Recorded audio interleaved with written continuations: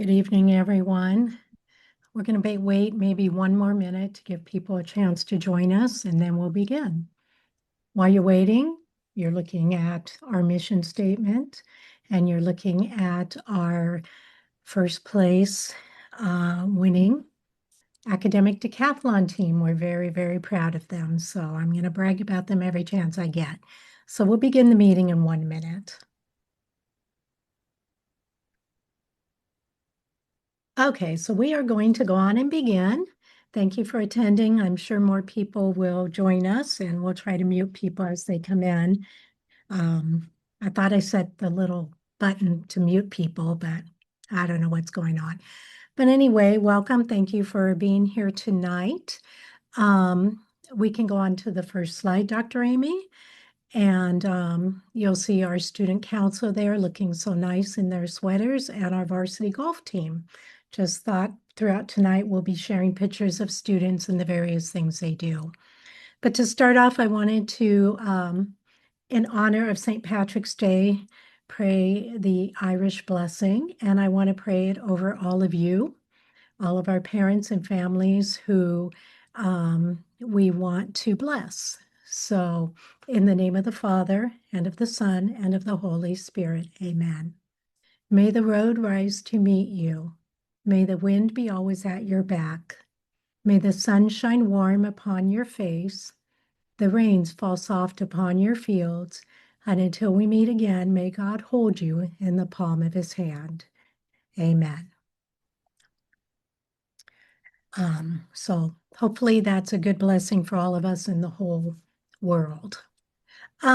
This is the agenda for tonight. We're going to be talking about the upcoming capital campaign and the transition of the TK and the budget and tuition for next year. Is give you some curriculum updates and facilities and security updates. So unfortunately, Gina Cockrell had an emergency she had to attend to, so I'm going to be Gina for a few minutes. Gina, as you know, is our school board president. She'll be leaving after this year. She's winding up her two-year term as school board president, and she has volunteered to run the capital campaign for us, even though her children are moving on and her youngest is going to Mayfield next year. She's going to do this because she's a parishioner here and she cares a lot about the school. So our last capital campaign, which was called Building on Our Faith, was 20 years ago. And that is what built the new school. And that is what built Holy Angel Hall. We raised $14 million to do those. We've now outgrown our current facilities.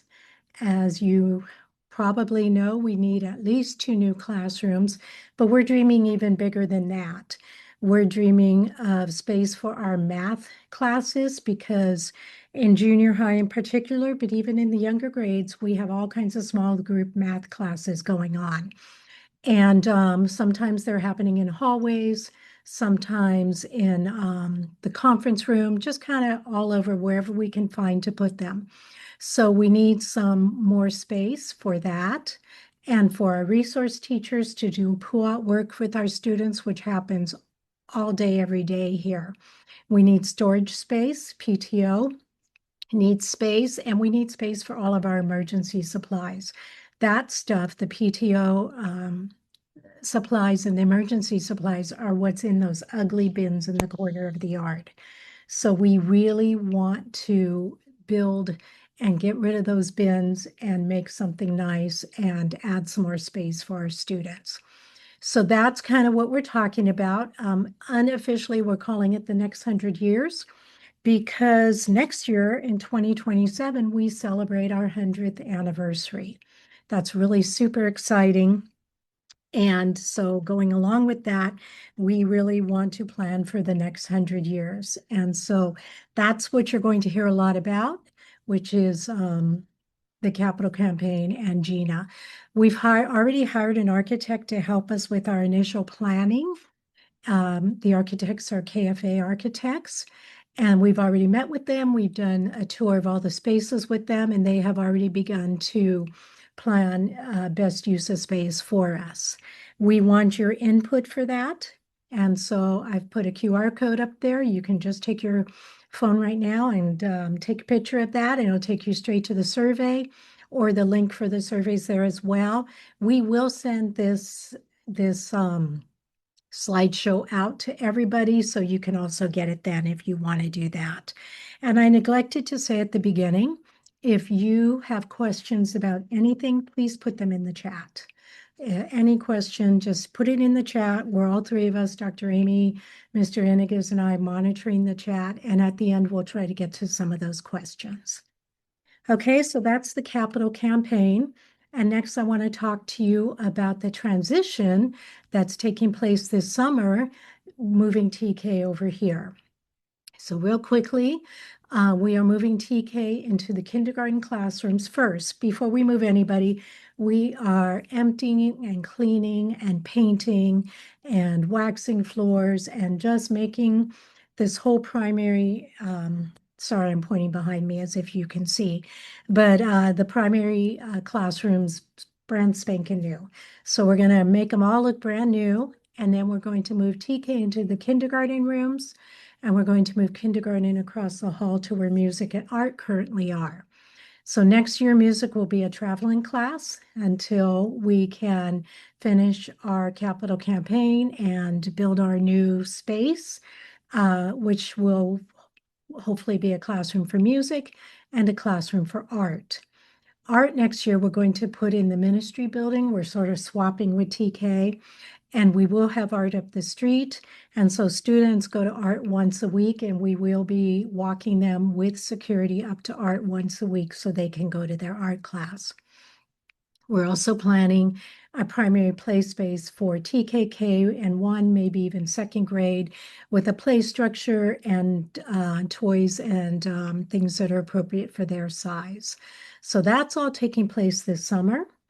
And Stuart Thamito and Liz Nayabi are another parents at the school who have volunteered to oversee that for us. I'm so grateful to them, because I would have been here with a paintbrush if I had to, but they're going to do it.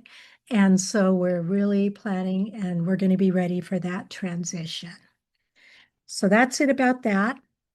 I'm going to go straight into the budget now.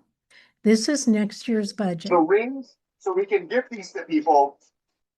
Okay, this is next year's budget, and this has already been voted on and approved by the school board. And so as you can see, the revenue there, you can look at the revenue pie chart and see how much of that revenue is brought in by tuition. And I just put labels on the biggest ones there: PTO, fundraising, Blessed Are the Children, donations and fees, and then the expenses. And the important thing to notice here is that salaries and benefits are almost 80% of our budget. And tuition is 80% of the budget. So those are pretty lined up. And the PTO fundraising and Blessed Are the Children pay for all the other expenses.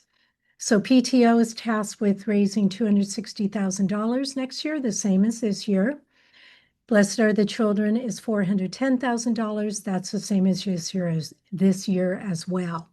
If you look at the expenses pie chart, you'll see two of the biggest categories are after salaries and benefits are educational and operational. Educational is all the field trips that we send the kids on. We don't charge you for those. Those are included. Every extracurricular activity, from drama club, all the sports, speech and debate, Falcon Fun Thursday, everything after school is extracurricular. That's a big part of that pot. Athletics, staff development comes under that. We send teachers to in-services, to conferences, and we pay for that. That pays for the Chromebooks, the online curriculum, textbooks, technology, the support for the technology, which is expensive, and all the classroom supplies and activities. That comes all under that educational bucket. And then operational, which is building maintenance. This building's 20 years old now.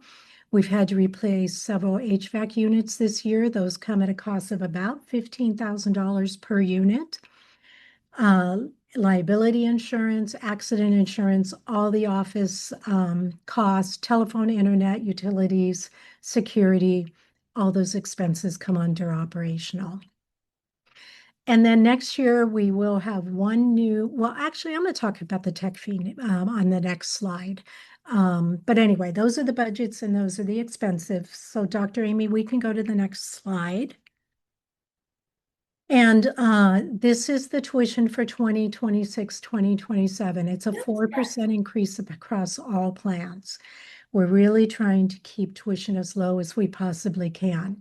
If you read our mission statement at the beginning, you know that we're really committed to educating parish children, and we want to be available to all families, not just families who can afford us. And so that's part of our mission. And we try to keep tuition as low as we can. And we have, I don't show it in the budget on the previous slide, but it'll be about $220,000 to $230,000 next year for tuition assistance. So we're very, very committed to that. The sibling discount for next year will remain the same. The student fee remains the same. The service hours, the total amount will remain the same, but we are making it official, the 2 hours of service to the parish. But we did not increase your service hours by 2 hours. We kept the number the same, just rearranged how you do them. The new fee for next year, I mean, we're calling it a fee, but it's really, you're going to be purchasing insurance, and this is just for junior high. So TK through 5th grade, this won't be for you until you get to junior high. But we're going to have a new fee that will pay for accidental damage insurance for the Chromebooks. We issue a new Chromebook to every single 6th grader and 8th grader, and the Chromebooks cost between $400 and $500, and the school pays for that. That's in our budget. Unfortunately, when they break, then we have to ask you to pay for it. And so we've had to go to countless families this year and charge them $400 to $500 for a new Chromebook. For $100, we can get insurance on that Chromebook for 4 years. And so the students get a new Chromebook in 6th grade and a new one in 8th grade. Starting next year, we'll only charge the 6th graders and the 8th graders. But for this year, to catch up, the 7th graders will need to pay that too, to get everybody caught up and cover those Chromebooks. But it'll cover any breakdown of the Chromebook, accidental, mechanical, anything that happens to that Chromebook, the fee covers. It also provides a cover for the Chromebook that should withstand anything, even when the students accidentally drop them, which is shocking how often that happens. So that's the only new fee, and that will be next year. I think I'm going to pass it to Dr. Amy, but there's one thing I wanted to say first, Dr. Amy, which is that even with the tuition and the revenue, the way you just saw in the budget and the tuition increase of 4%, there is still a $1,900 gap. So the actual cost to educate a student here is almost $12,000. We're charging you, I believe it was $10,800. And that gap is what PTO and Blessed Are the Children make up. So always keep that in mind, that no one on tuition plan A pays the full cost to educate a child here. Everybody walking in the door, as long as you're on the service plan, receives about a $1,900 scholarship. So just want to make that clear. And like I said, put any questions about anything I've talked about in the chat. And I'm going to turn it over now to Dr. Amy.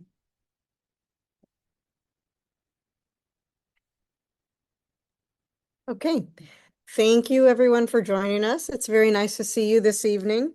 I wanted to go over the curriculum and where our school is. I'm excited to report and to welcome you as partners in this conversation. We will be speaking about student success, about teacher support, how we continue to offer ways of collaboration with you, and how we as a school are in a continual reflection and practice. Okay.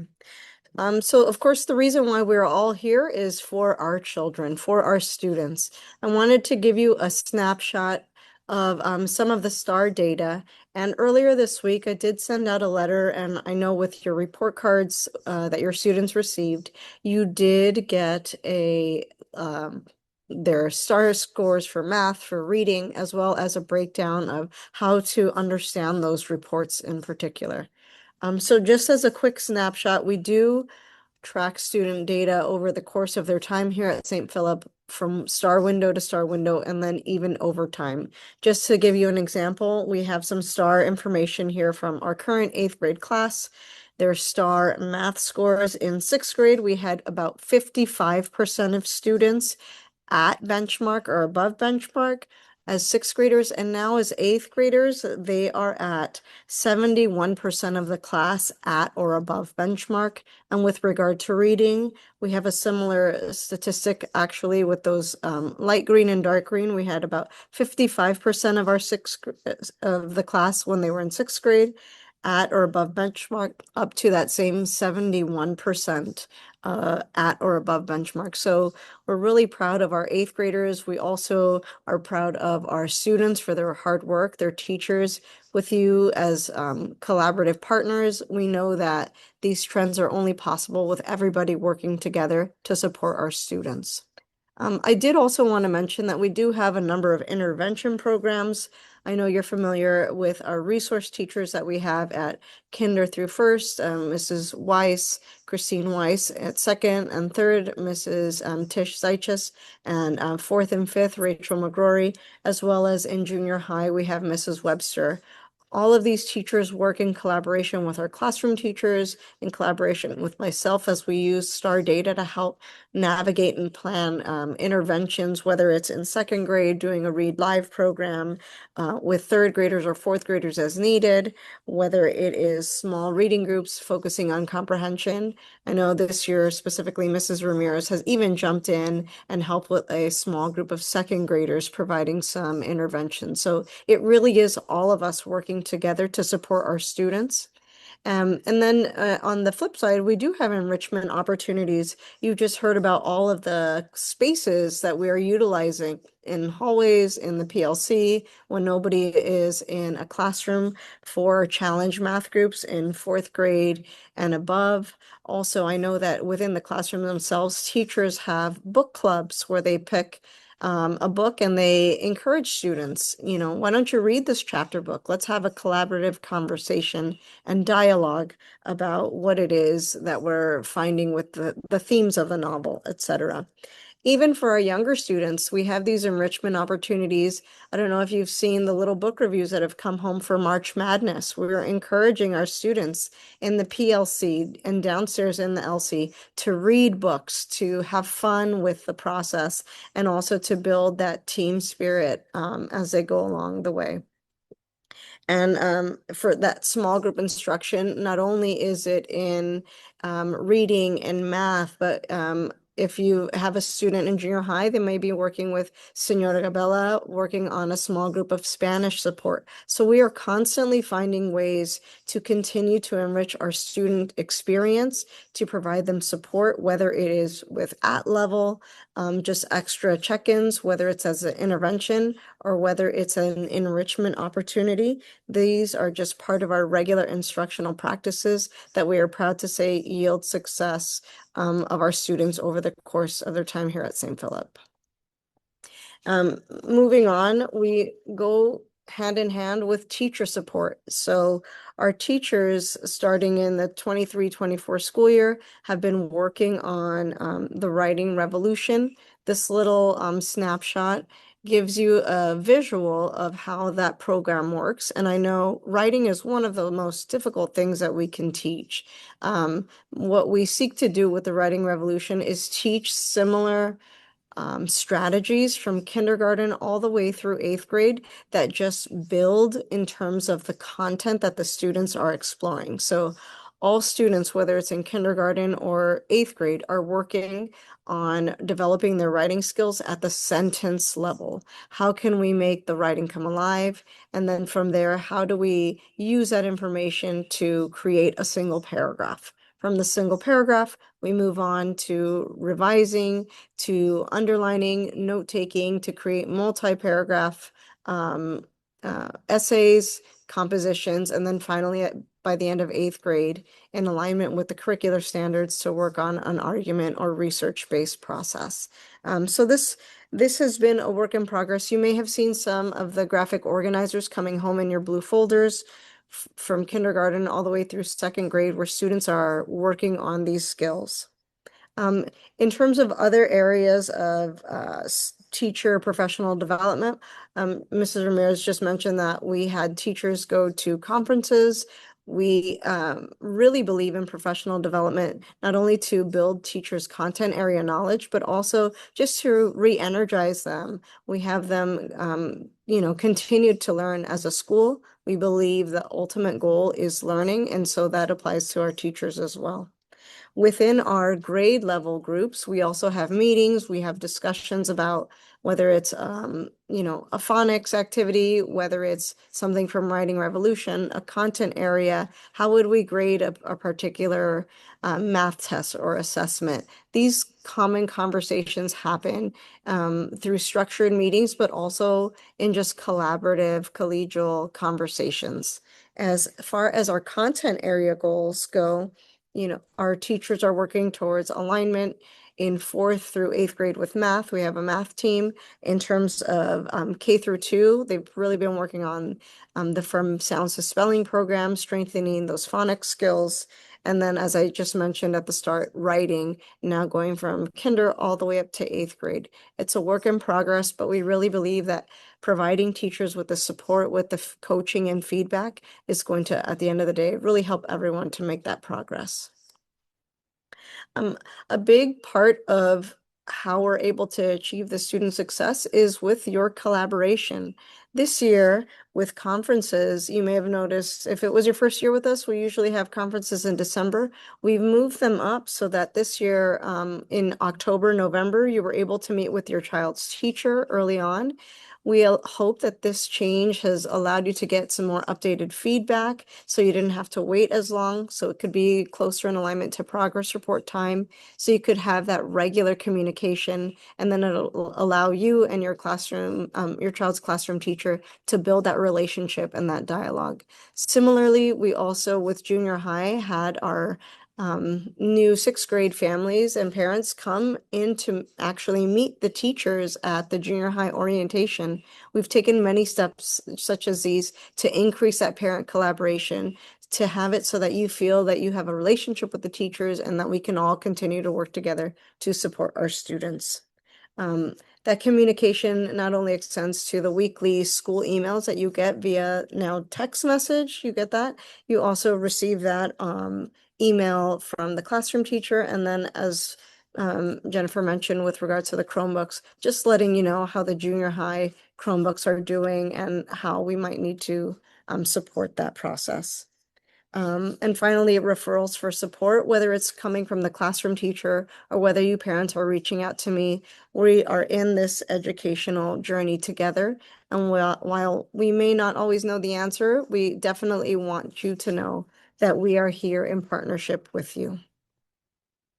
Finally, one of the things I love about working at St. Philip is our current and never-ending reflection and practice. Where are we as a school? How can we continue to make growth and progress? What feedback are parents able to provide? We also ask our students for that same feedback. They are the ones who are with us day in and day out. As Jennifer mentioned early on, there was a survey regarding the new capital campaign, regarding the transition. We are eager for your feedback, because this is a community and you're an important part of that. I just put up here our WASC goals. It's been a couple of years now since we had our WASC visit. We did receive the 6-year accreditation, and just most recently at the faculty in service on Friday, we were discussing these 3 goals with our teachers. They are excited, they are motivated about creating faculty groups, getting together and continuing to make the school a welcoming, inviting, exciting place for your children and for you to be. So with that, I would like to pass the mic, so to speak, to Mr. Iniguez and transition towards facilities and security. Thank you. Well, good evening, everybody. Thank you, Dr. Amy. Thank you, Mrs. Ramirez. Great presentations. I will do my best to uphold the quality that has been working so far. All right. So first, we are going to be talking about a little bit about security. So our big security project that we completed for the start of the school year, as you have all by now got the chance to experience, was the front entrance. The front entrance was a major recommendation in multiple security assessments that we conducted over the years. The idea of being able to funnel visitors and vendors through a secure point rather than onto the yard was just hands down the number one recommendation we received. So we're very happy to have been able to complete this project. It really has done an amazing job of allowing us to keep our students much more safe and allow us to really control access to who is able to get into the school building. So we're very happy with this. We appreciate you all for embracing it. We appreciate all of you loving walking through and seeing Miss Estella and checking in. So thank you, everybody. For security, one of the core things that we look at, and this is a yearly review, we look at it constantly, is perimeter security. To what extent is the perimeter of our school secure? That's kind of the bedrock of security principles, and we're pleased to say that we have at this thank you. We have at this point been able to accomplish all of the identified measures of our security assessments for perimeter security that we've done. So that doesn't mean we stop looking, that doesn't mean we stop researching, that doesn't mean we stop assessing, but at this point we have been able to complete all identified markers for our assessments that we've conducted. And we're really happy about that because, again, the ability to control access to our students is the number one bedrock of security.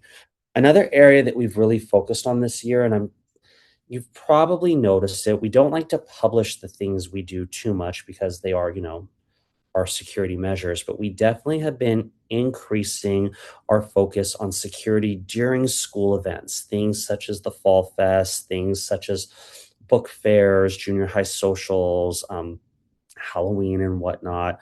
We've been really looking at how are we keeping our students, how are we keeping our families secure during these campus-wide events, and we've been implementing a lot of measures to improve that. And one of the things I think I said, but I didn't highlight was these things are not coming from us just kind of sitting and making things up out of the air. We have a security team that looks at our events, looks at our policies, looks at our protocols. We actively work with security professionals, including Pasadena Police Department, our own security company, Metro Security, to look for ways that we can be safe. So this is something that we focus on. We put resources to, both people and financial, because nothing is more important to us than the safety of our children. Yes, we do want them to learn. We want them to grow in faith and love, but we need to keep them safe. So we take it seriously. We put time, we put resource, we put attention into it. And I want you to know that it's something that, Mrs. Ramirez absolutely focuses on. We focuses on all the time. How do we keep our children safe, and how can we do even better at it? We never rest when it comes to your children's safety. So Dr. Amy, let's move on to the next slide. Okay, facilities. In addition to keeping your children safe, we want them to learn in a building that is safe, well-maintained, and functioning. So we also put a lot of time, effort, and resources into facilities. We have an amazing facilities team with professionals from across a spectrum of facility program management, facility maintenance, construction, who meet and guide us regularly on on the maintenance of our buildings. So maintenance comes in two: regular maintenance and repair for all facilities and systems. So we make sure that we keep things running well. We make sure that when they break down, we have a fiscally responsible plan to get them fixed as quick as possible so that there's no disruption to the learning of the children. And we also engage in long range planning. We track the age of our systems. We track when different things were replaced. Have, you know, we have long range planning for we know when our air conditioning units are going to need to most likely start being replaced, which is now. We know when the roofs are going to probably need to be replaced or at least start being really looked at. And we make sure that we do this so that we're never in a position that we don't have the financial resources to make sure our building is working. So your children are coming to school in buildings that are safe, your children are coming to school in buildings that are well maintained, and your children are coming to school where the total environment is designed to support their learning. And Mr. Ramirez did mention it earlier, but I want to just reiterate that for the TK transition plan, we have a group of very strong professionals who will guide us in this and make sure that the TK move into rooms that are functioning, attractive, and ready for them, and the kindergartners as well, and that all of our little ones have great places to play and have a fantastic experience. So we take these things seriously, we work hard at them, and we appreciate you all trusting us with your children, and we're going to give them the best we can. And I came in 15 seconds under my allotted time. So thank you, everybody. Okay, so more pictures of our students. When I walk outside with my phone out, they always know I'm going to take pictures and they're like, take my picture. So I have lots of pictures of the students. But right now we are going to go to the chat. Mr. Iniguez, are there questions? Or Dr. Amy, either one of you? Yes, there is. We have two questions. One that I believe is going to be a pending, and one that we can give a report on now. A parent asked if it was possible and more excuse my grammar, more better to lease Chromebooks as opposed to purchasing them. And I believe the answer to that is that it's a great question, and we are going to bump it along to our tech committee. We have a lot of great committees here at the school, and the tech committee is also one of those great ones. So we're going to move that along to them so that we can begin researching. And then another parent asked, which either Mrs. Ramirez or Dr. Amy, you can take your pick which one wants to give the update. Update for goal 2 of our WASC accreditation goals. Okay, I'll say a little and then Dr. Amy, please jump in. Goal 2 is the investigate and implement ways to support high achieving students. So yes, we've started on that. I believe Dr. Amy in her report talked about some of the things that we are doing, from reading groups with, when you group your students into reading groups, they can have their individual needs met. So students who can read in, let's just say 3rd grade, who can read at a 5th grade level, can be given books at a 5th grade level. Those who are still developmentally at a 2nd grade level can get books appropriate for them. So across the board, everybody's doing that. In math, we have 3 math teachers.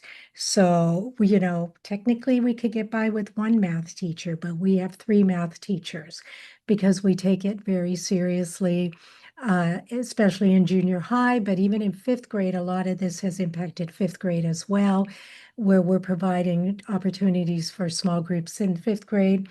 And then in 6th, 7th, and 8th grade, the students have different math teachers depending on their needs. And what that also does is make their math classes small. So some of the students are in classes of, I think there's some as low as 5 or 6 students up to 15 or 16 students.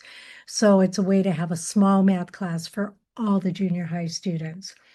World Scholars Cup, we started that so we could encourage those students who can do more to do more. Decathlon, the same thing. And we have online curriculum for students who need advanced classes. We have provided online classes for those students.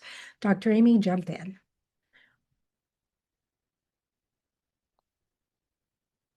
No, that pretty much covers everything. We do have that ability to differentiate and to provide enrichment. I know that myself and Miss Hawkins, we attended a math conference from Phillips Exeter Academy to just see kind of what a high school type of math curriculum would be like and how we could adapt some of those things for our current math program. That's something we've done, I think, a couple of years ago now. So we're always looking at ways that we can continue to provide enrichment opportunities for our students. And that WAS goal number 2 is really focused on helping all of our students, feel successful. And then those that need even more, how can we continue to provide that enrichment engagement for them so that they're all continuing to make progress and growth. But you captured all of the big points. Thank you, Ms. Jennifer. And it's a 6-year goal too. And we're in year 3. So that's why we're meeting. That's why the teachers on Friday took that goal. They discussed it. They have an action plan they're following. So we will obviously plan to do more.